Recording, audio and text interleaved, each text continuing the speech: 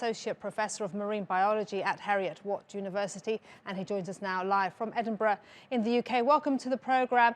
It's really shocking and sad to see these images and hear that an estimated 1 billion animals died. How and why is this figure so high?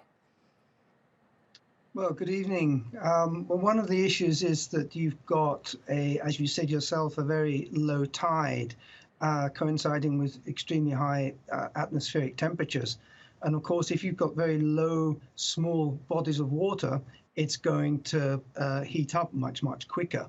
And when it heats up, animals get stressed, they use more oxygen, and essentially use it up.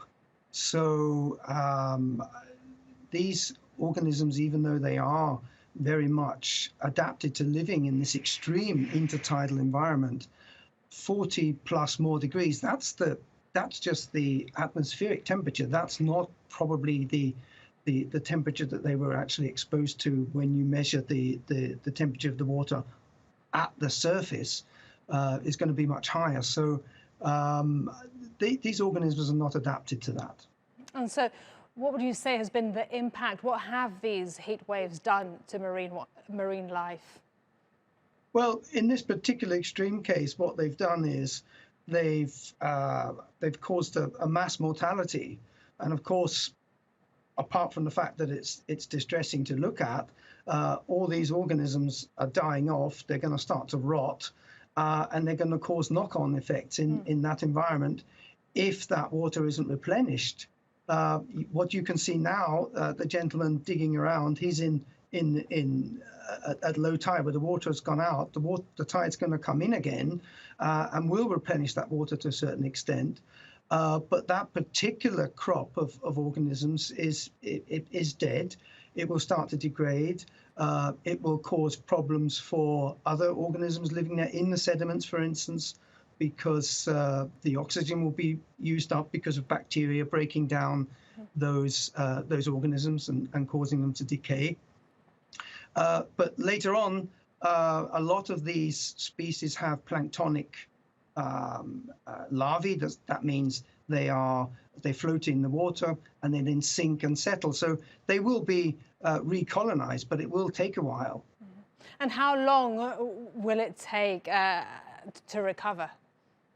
Well, if you're looking at a mature mussel bed, like I think you were showing in one of your images there, like that one here, I mean, mussels can live anything from 5 to 10, 15 years. They can be quite large. It does take a number of years, maybe even a decade or two, for such a bank to establish itself again if it's been wiped out in such a manner. And just speak to a point you made earlier, a lot of creatures depend on each other, don't they? So what could be the domino effects of this tragedy?